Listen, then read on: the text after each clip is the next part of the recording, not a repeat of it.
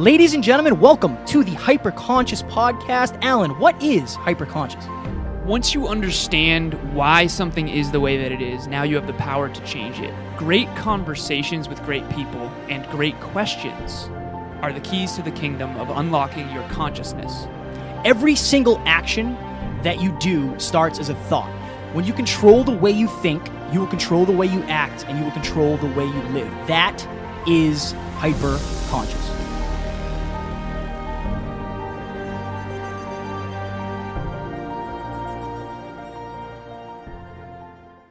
Ladies and gentlemen, welcome back to another very special, as always, episode of the Hyperconscious Podcast. We sat down and recorded a 20-minute Scratching the Surface episode all about how a single year can change your life. Yeah, so Kevin and I went back and did a very unique exercise of listening to the very first rep, and it's an hour and 40 minutes long, and honestly, guys, it's a lot of feedback. So if you want to master your craft, you have to be willing to kind of suck at first. Everybody's not very good at first compared to, any sort of master. So we also learned a lot from going back and seeing what beliefs, what thoughts, the way we used to think, the way we used to be, and who we've transformed into today. Yeah, we have a very unique perspective where we're able to go back and listen to ourselves. We can tell by the tonality of our voices that I'm not confident and Alan is a little bit arrogant. And the fact that we're able to diagnose that and make changes accordingly, it really helps us master our craft. So we hope you enjoy the episode. Talk to you soon. Bye. No. Geographically? Geographically. This is cool. So I would say make sure that pretty face is showing. Yes, true. They're going to want to see that thing. They're going to want to see that thing, Alan. That face. You good? Ready?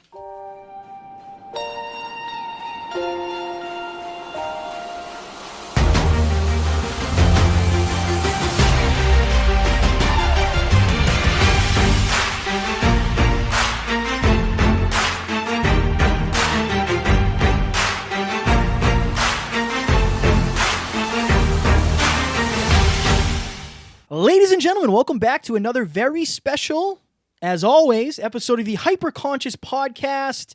Alan and I did a very unique exercise on Monday where we went back and listened to episode 1 before we were even a team. Oh, yeah. It was the first episode of the Hyperconscious Podcast. It was just me, and I had you on as my first guest. So we went back and we went through it and we dissected it. And I think this is going to be a very unique episode because of that. Yes. So that was yesterday morning, I believe. Yes. And we, again, this was before we teamed up. I had a podcast called Conversations Change Lives, and Kevin had the Hyperconscious Podcast, and he had me on as his first guest in Rachel McGowan's place. Yes. And we talked for an hour and 40 minutes. And you picked my brain on pure hell. Yeah. You picked my brain on all the things. The best way I think we can open this episode is to say that hindsight is 20/20. If you ever want proof as to whether or not you are growing, evolving, changing, adapting in a positive direction, go back and look at your old work. Kevin and I believe, have gotten significantly better at our craft, and so that is exciting. But I have to say, Kevin, that was one of the most.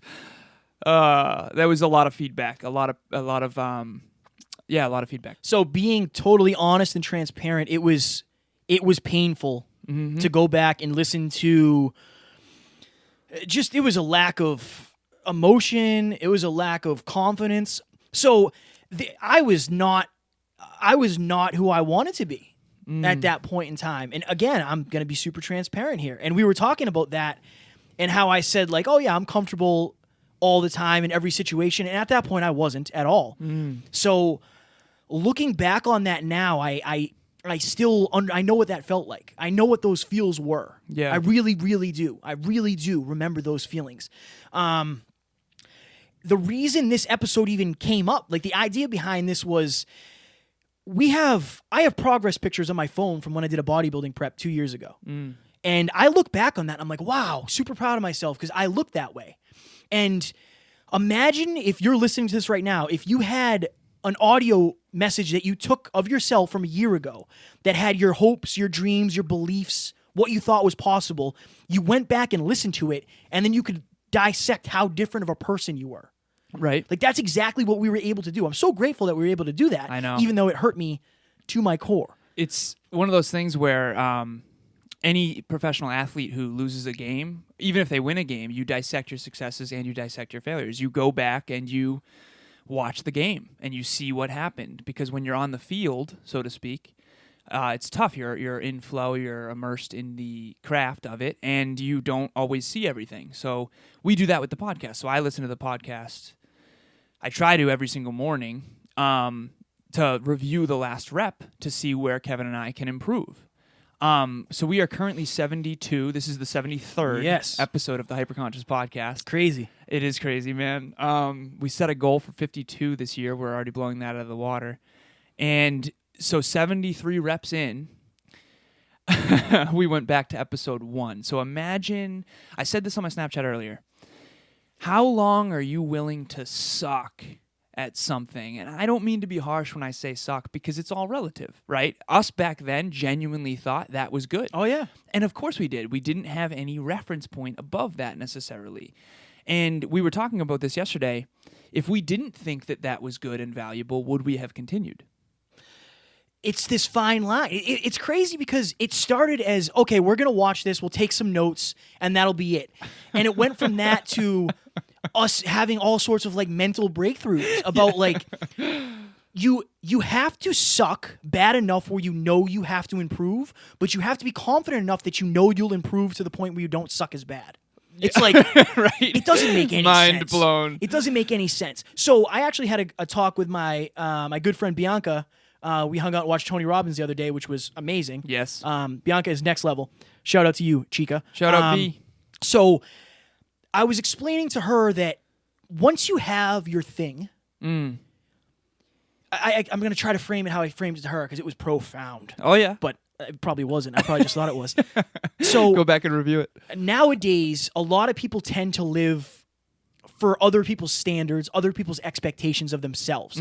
When you envision yourself 5 years down the road at super successful in your craft, whether you have a dog shelter, whether you're a songwriter, whatever it is, an author, a podcaster, when you visualize yourself 5 years down the road and you realize, oh shit, the person I am right now, if nothing changes, there is no way I'll get there. Yes. So you change in your current expectations and standards and other people's expectations and standards for what you're going to have to be. Your new standard becomes what it's going to have to take to get to the future. Yeah. And that is what going back and looking at that episode makes me realize that when this podcast became my thing, I now had a reason to do things that I normally wouldn't. Yes. My why power was bigger than it had ever been. By a significant margin. And that's one of the biggest takeaways I learned from going back was like, I didn't really believe back then. I don't think I believed as much. I definitely didn't believe as much as I do now. Now you know how much I believe in this. Yeah. This is everything to me.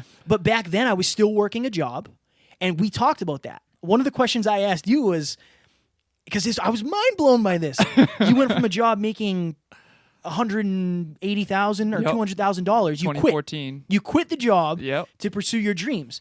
And I have this written down. Alan quit his job, and it blew my mind. And then I have a line over to New Thoughts. I quit mine. Yep. So, guys, a year seems like a long time. It really does.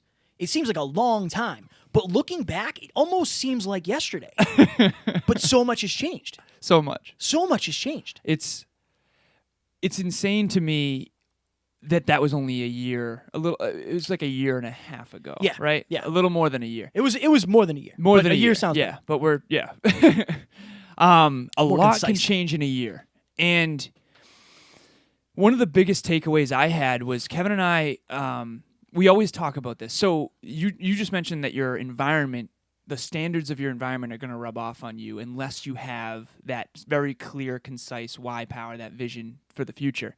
That is so true. So you will only grow in proportion to the size of your ambition, the size of your goal, the size of your dreams. So I always say this.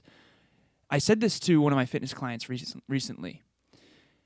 Choose very specific dreams that are going to force you to embark on an epic journey and that are going to force you to grow into the person you want to become. So we are... Oh, nice. Kevin's showing me the 13 minutes. We have 13 minutes left, folks. So if you don't have very clear dreams, I want to be the world's biggest advocate for having big dreams, not just because you want to attain a bunch of stuff, but because of who it will make of you to achieve them. Like, you have to grow and contribute to achieve big dreams. And to me, growing and contributing makes you a better person. Like, and here, to bring this down to earth for people, Kevin, we were on our first rep. I look back on that rep. We were laughing our asses off. Yeah, but a lot of it was pain. Pain. We had our hoods up. And Kevin's like, oh, now I got to put my hood up. And if you go back and listen to that episode, you can tell that Kevin doubted himself a lot, and he was trying to pump himself up. I had no doubts.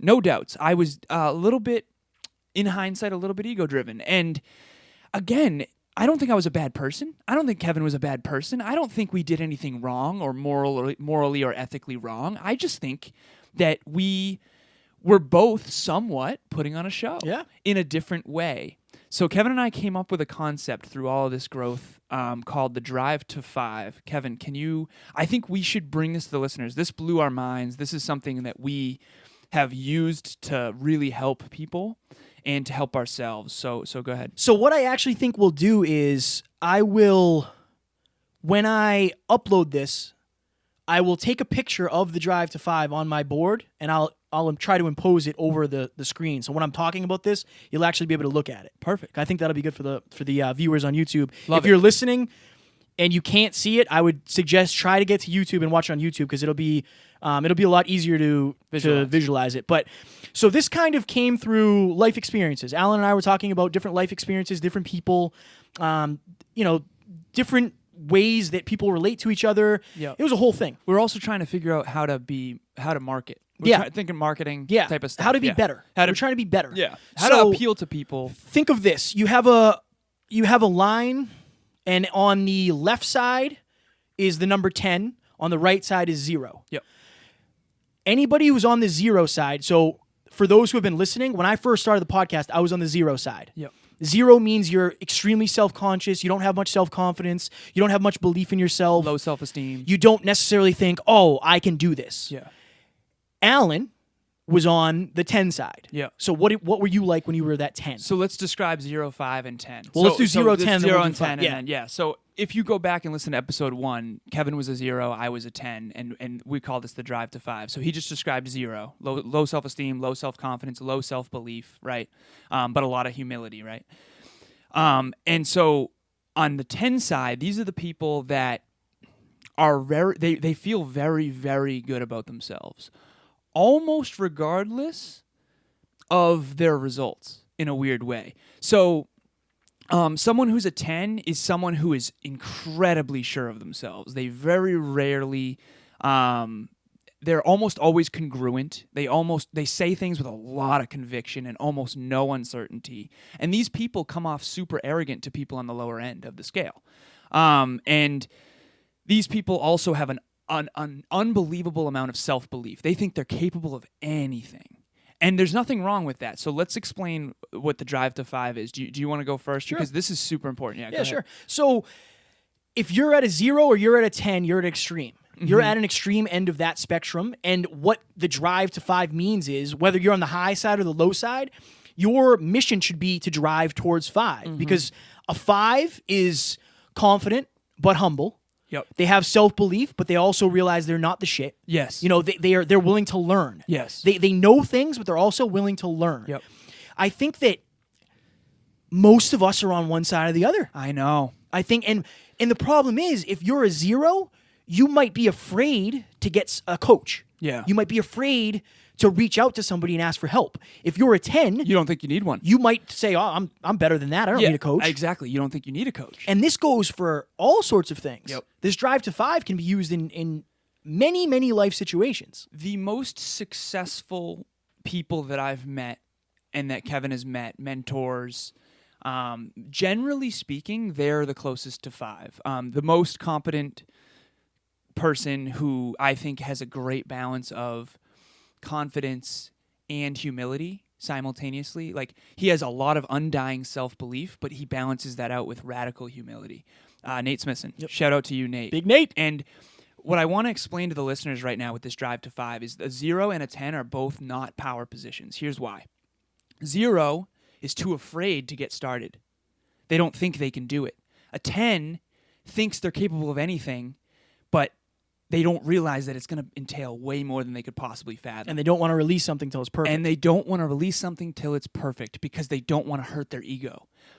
Here's why huge dreams matter so much. And this is why it makes you a better person. I was on the farther end of, the 10 side. Kevin was on the 0. The 10s are super optimistic. They think they can do anything. But when you have big dreams, guess what? Your expectations of yourself, you get humbled. My first fitness show, I thought I'd win. Got 5th place, right? Third fitness show, thought I'd win again on the 10 end. And this is the last time you said you saw my ego show up, was before that last fitness show. I didn't have a coach. I thought I'd step on stage and win. I didn't prep enough, right? So the 10s don't prep enough, usually, because they think it's going to go better than it does. So they get constantly humbled by putting in the reps. Kevin was on the lower end, and so the more you podcasted, the more self-belief you built up. So you drove to 5. You went from a 0 to a 1 to a 2 to a 3 to a 4 to a 5. I went from a 10 to a 9 to an 8 to a 7 to a 6 to a 4. 5. The correct numbers. Goodness. Yeah. Again, humbling myself. So if you do go back and listen to that first episode, you're going to see Kevin's trying to puff himself up and be good enough. I don't think I need to be any better. And it's not moral. It's not ethical, okay? We weren't bad people. We were just on either extreme, and most humans are. If you have a lot of... So what you want to do if you're a listener right now is figure out where you are. And if you're not at a 5, a proper balance of undying self-belief with humility and action, let me describe those. Self-belief is something where you know you can do anything. You're capable of anything. But that has to be balanced out with humility and action. In other words, someone who knows that they don't know. I read a ton. Why? Because I know I'm not smart enough yet. And I don't mean that I'm not smart enough as, in other words, like, Brendan Burchard said this at the High Performance Academy. He said, self-belief should not come just because. Yeah. It should come because you know you can figure it out. Not because you know everything. Mm-hmm. Before my last fitness show, I thought I had it all figured out. I thought I was golden, don't need any coaches, I've got this, no problem. You guys all tried to tell me, right? But to protect my ego and my level of certainty, I couldn't hear it. So the 10s aren't listening to mentors. 10s don't think they need mentors. 0s are too afraid to have them. So, and another thing, I don't know if you mentioned this because that was a hell of a rant. That was beautiful. The 0s, if you're on the lower end of the scale, you need to put in the reps to build confidence. Yep. If you're a 10, you need to put in the reps to build humility. Exactly. So the reps, I know what you're thinking. Like, I thought, the name of the episode is how 1 year can change your life. Yeah. Well, I haven't heard any of that yet. But this is all the framework to it. Yeah. When we went back and looked at it, we had this conversation a couple days before about why do we make such a good team? Oh, because you were a 10 and I was a 0. My humility brought Alan down. Yeah. His self-confidence brought me up. Yeah. And we're working our way towards the respective sides of the 5. Yeah, we drive to 5. We drive to 5. We're going to go behind the curtain here, and we're going to talk about something that we talked about in private. It's about me. It's not about you. Okay. I'm like, oh, no. And this is a distinction I just had when you were going through that. What did you say to me the other day about the one time you felt my ego flare up? Oh, right after Brendan's event. Why do you think that is? I think because at that event, you built an unbelievable amount of self-belief. So you realized... I went past 5. Yeah, you went past 5. You got out of balance. That's fine. And I even said to you right after that I understand why that is. And but that bothered me. Not that you told me. Oh. That I did. It bothered me, and it was the first time I've ever seen you on that side. I've been searching for answers, and I just had that. When you were saying that, yeah. I literally saw it in my mind, me crawling past 5. It was weird for me. And I bet you it was weird for Matt, too. Probably. If you talked to Matt when you came home from that event, you were a different because breed. I had so much You had confidence. so much because you were in a room That I of didn't know- 1,200 high I didn't know how to performers that you deal. completely felt. I didn't know how to deal with the confidence. That was new confidence. I Yeah. didn't know how to deal with it. And so again, for the listeners, like if you're on either end, there's nothing to be ashamed of. No, not We're at all. not. You're not a bad person. No. You're not. Likely your childhood experiences you've had, something went on where you fell on one of the extremes. Yeah. And by the way, this is not like locked in. I do think we have a natural inclination. In other words, I wanted to say this too. So we haven't shown a bell curve. For everyone out there, a bell curve is, remember how we did this the other day? Picture a 0 is like, the bell curve is performance. A 0 has no performance and a 10 has no performance. Neither one can take action because one of them doesn't believe they can and one of them doesn't believe they have to. Right? Yeah. So in the middle, the drive to 5 is peak performance. So that's your vertice, your top vertice, your maximum point. Mathematics coming back to me here. So you want to always drive to 5. So Kevin was in that room at High Performance Academy Live, and he realized very quickly that he belongs there. You not only belong there, you thrive there. And that's a big deal. The reps are always going to either build your self-confidence or humble you based on your own perception of yourself. That is why having huge dreams is going to make you a better person, because we are 73 reps in, and that is 73 times that I got humbled and you got more belief. Right. So we are both better people for having big dreams. And honestly, at the end of the day, that is why big dreams are so important. So if you don't have clear, concise, big dreams right now, please, please, please do that, because I think this whole world will be a better place if we all drive to 5. Fuck yeah. And it's crazy now, like, if you look back on your last year and you think to yourself, oh, wow, I didn't make any progress.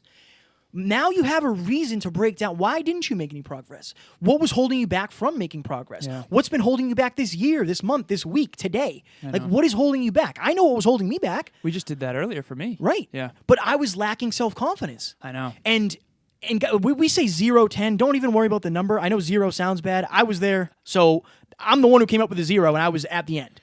Just to be 0 and 10, it's a weird scale. It's just that 10 and 0 are both extremes. They're extreme ends. They're not morally or ethically Right. wrong. So- They're just not power so positions. don't worry about that. Yeah, they're not power positions. But this exercise of us looking back a year ago I know. really helped make it a concrete point that the reps matter almost more than anything. Yes. And if you do not believe you can do it, if you continue to prove to yourself that you can do it and get better, Yep. you will continue to have more belief that you can do it and do it better. Yep. If you are afraid to do it, or if you don't think you have to do it because you're so good, Yeah, because you will think you're so good. you will get humbled Yes. over and over, and then you'll realize that, oh, I can take something from this. Oh, I can take something from this. I used to say this in my speeches, and we only have 21 seconds until that timer goes off, and then I have a dramatic reading. course. Yeah, of course. In one of my speeches, I said this. People think that the ego is someone who thinks that they're awesome no matter what. But that is only one side of the ego. The ego is the false self. And without getting too deep here, because we're just scratching the surface and the alarm just went off, the ego is twofold. There's two sides to this coin. The ego says, I'm awesome no matter what. That's one side of the coin. That's the arrogant side that most people see. But I also believe there's a flip side to that coin, and that's I'm not good enough. So you have to know that you are enough as you are, while simultaneously knowing that you need to keep working to get better. The zeros don't think they're enough, and so they're always working from a place of lack, and they don't put in as many reps because they don't think they can. Tens don't think they need to work on themselves because they already think they're great. You need both. You just do. I'm sorry, but you need both. If you're on one end of the spectrum, you're not going to take enough action to be humbled. If you're on the high, that's the high end. If you're on the low end of the spectrum, you're not going to take action because you don't believe it's going to work out anyway. This has been huge. That drive to 5 blew my mind. And by the way, if you want to help others, understand where they are and then go to where they are. Remember what it's like to be where they are, and then lift them up. Let's talk real quick. Kevin had a really cool way to help people, and by knowing where they are. Yeah. So if I was a 0, Kevin, and I'm really doubting myself, I'm in a dark place. What do you say to me? I'm trying to think of how I formulated it. So, Alan, I know where you are. I've been there. I know what it's like to not feel enough. I know what it's like to not have that confidence that when somebody says you can do it, you nod your head yes, but you're really saying no. I know I can't do that. I know I can't do that. And I'm more afraid. Honestly, I'm more afraid to try and fail than I am to try and succeed. I don't think I can succeed, and honestly, I'm just not going to try. I know how you feel. I've been there. But what I can tell you is, not trying is worse than failing. Not trying is far worse than failing, because when you don't try, you prove to yourself that you don't have to. When you fail, you prove to yourself that you can try, and it's not the end of the world if you don't succeed right away. Now, if you're a 10, Alan, how would you? I'm a 10. Okay. So how right? I'm the greatest of all time. Yeah. How are you going to get through to me? So Kevin's a 10 right now. This is what I would say. And notice how different the approaches are to appeal to the different person, the place the other person is in, because you have to go to where they are to bring them to the 5. I would say, you know what, Kevin? Like, you're better than this. You know that you're capable of more, like, than you're producing right now. Like, I know you have bigger dreams than what you're representing. I know that you're capable of more. You're intelligent, you're capable, you're competent, you're next level, but there's a bottleneck that's holding you back, and I think you're ready for more. If you're listening and you heard the zero, we'll call it the zero motivation. Pitch. Yeah. If you heard that and you're like, oh fuck, that's me. Okay, then you're on the lower end of the spectrum. Yep. If when Alan said that, that ignited you a little bit and you're like, oh shit, yeah, okay. Yep. I can definitely do better. Yep. There is a fine line, because I think both ends think they can do better. Yeah. But there's something holding them back. There's something holding you back. Yeah. So if you can figure out that, you guys can do fucking anything. You guys can do anything. You could do anything. All right, read your thing. I'm gonna remember when I told you, Kevin, that I said. So this is the last thing I'll say about this before I read my dramatic reading, which is very relevant and powerful. We all have a natural inclination. Kevin's kind of set point default tends to be on the lower end. Mine tends to be on the higher end. Therefore, think about this. I consciously have to be self-aware enough to consciously work on humility, putting in the reps, being humbled. You consciously have to work on self-belief. I have self-belief by default. I know I do. Okay, honestly. And that's great. But I don't have humility by default, and I have to own that and work on it. You have humility by default. You're one of the most humble people I've ever met in my life. I appreciate that very much. Amen. And that's where you lived for a lot of your life. You have to work on self-belief, and you know that now. If you're a listener out there, figure out which end of the spectrum is your natural inclination and work on the other end of it. All right, cool. Dramatic reading time. Dramatic reading. So this is a speech by J.K. Rowling, Harvard Commencement 2005. J.K. Rowling was unbelievably on the lower end of the spectrum, by the way. She's an incredible, humble, super successful person, and she drove to 5 through her own actions. Okay, here we go.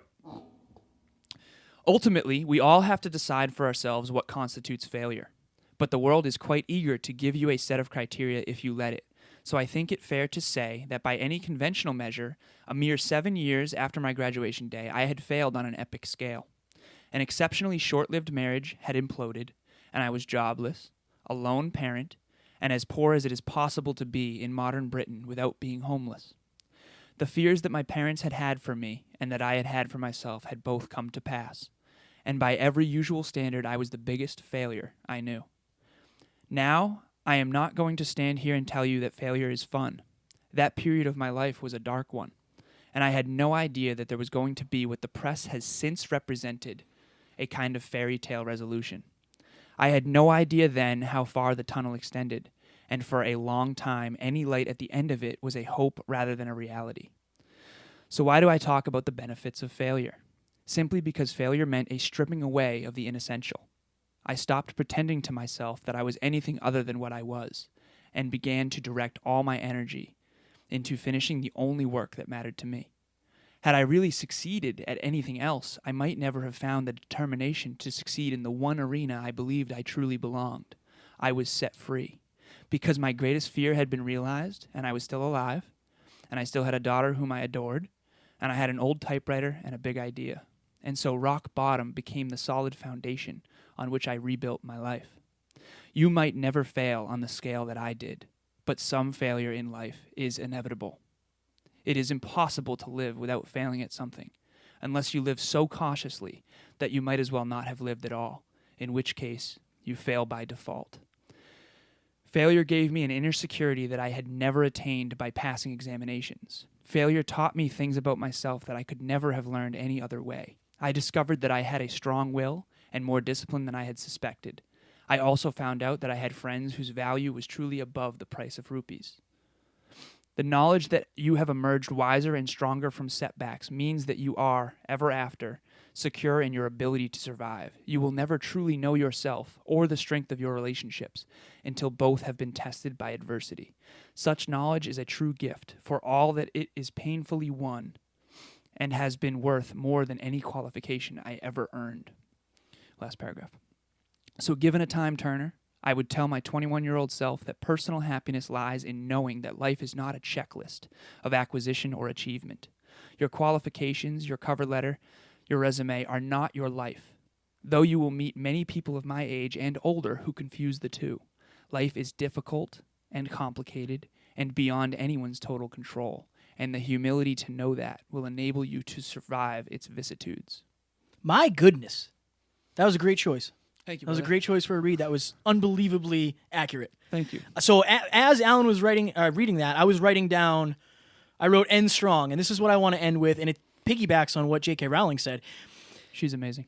This is hard. Being hyperconscious is hard. You're going to have to look your demons in the eyes and say, yo, I see you there, but I'm going to find a way to defeat you. The only other option is you look at them, you turn around, you walk away, and you pretend they're not there, and they control your life forever.